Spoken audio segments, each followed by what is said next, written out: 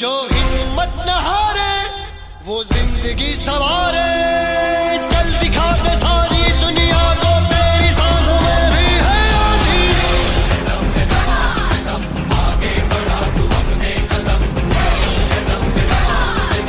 आगे बढ़ा तू अपने कदम,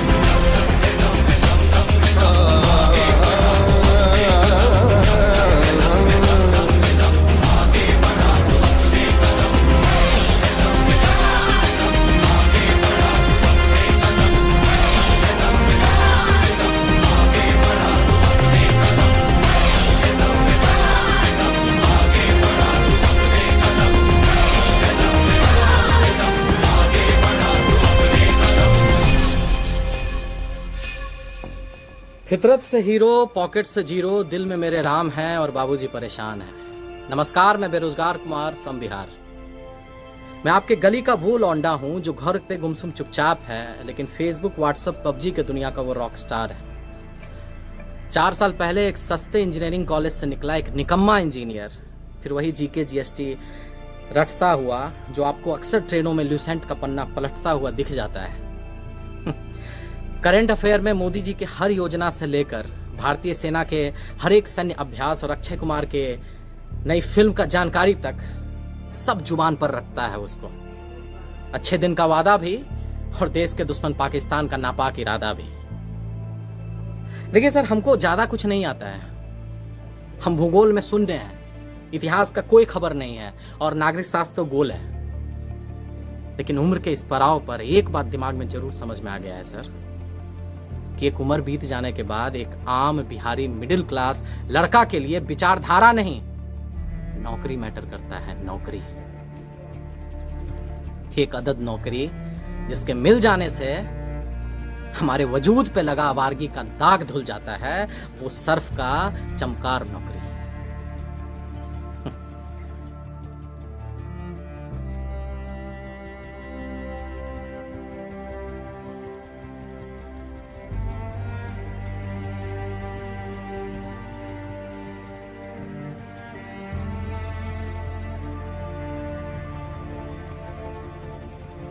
पहले आईएएस और उसके बाद एसएससी और फिर से फ्रस्ट्रेशन का ई लेवल हो जाता है कि सर रेलवे का गैंगमैन से लेके लोको पायलट का फॉर्म भरते भरते हम लोग अपने सेल्फ एस्टीम का ऐसा बत्ती बना लेते हैं कि रात में जब टेबल पे बाबूजी के साथ खाना खाने बैठते हैं ना, तो परवल तक नहीं घोटाता है सर।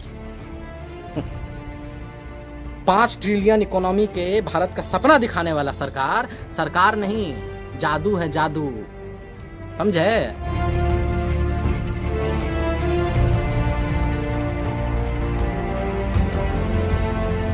2 साल से वैकेंसी निकला हुआ है, एग्जाम नहीं ले पाए हैं।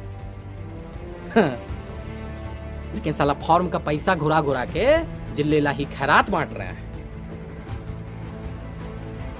फिर भी हमारे बाप, जिनको इस सिस्टम के जगह उनका बेटा ही करमजला लगता है। 27-28 साल के बाद बाप के पैसे का रोटी ना पत्थर से जैसा हलक में उतरता है सर।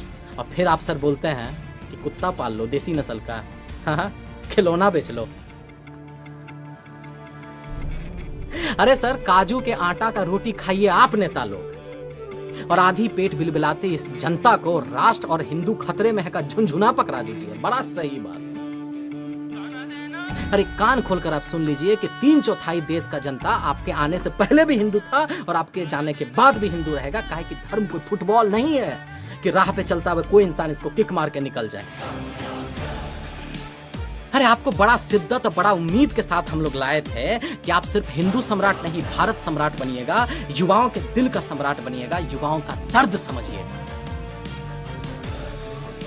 लेकिन जब सरकारी नौकरी के साथ साथ रेलवे स्टेशन तक बिकने लगे, जब 3 महीना में 18 करोड़ युवा अपना रोजगार खो दे, और जब विश्व में 4था नंबर पर अंबानी पहुंच जाए, तब लगता है सर कि दाल में कुछ न कुछ तो काला जरूर है। टीवी पे मरने वाले एक्टर के लिए जस्टिस का शोर तो है, लेकिन साला भारत के कोने कोने में लाखों युवाओं के एक अदद नौकरी पाने का सपना बढ़ती उम्र के साथ जो हर रोज मर रहा है, उसके लिए किसी को घंटा फर्क पड़ता है, उसके लिए कहीं कोई शोर नहीं है। हमको पता है आपको बहुत बुरा लग रहा होगा सुन के, एकदम परपरा के लग रहा होगा, लेकिन क्या कीजिएगा सर? अरे क्या कीजिएगा? जब पेट में भूख और आंख में बेरोजगारी का जलालत हो ना, तो मुंह से भजन नहीं गाली ही निकलता है। अरे जिस युवा ने आपको इतना प्यार दिया, इतना प्यार दिया, जो आपकी लंबी गाड़ी और बढ़ी हुई दाढ़ी के सामने जो नतमस्तक हो गया, उसको आप पकौड़ा खिलौना बेचने का उससे भद्दा मजाक करते हैं आप। अरे आप तो गुजराती हैं ना सर, आपको तो पता होगा कि इस मुल्क में एक रेडी लगाने के लिए पुलिस वाले को कितना चंदा और हफ्ता देना पड़ता है, और तब आप बोलते हैं कि आत्मनिर्भर बनो। अरे रचाइए ढोंग, दिखाइए सपना।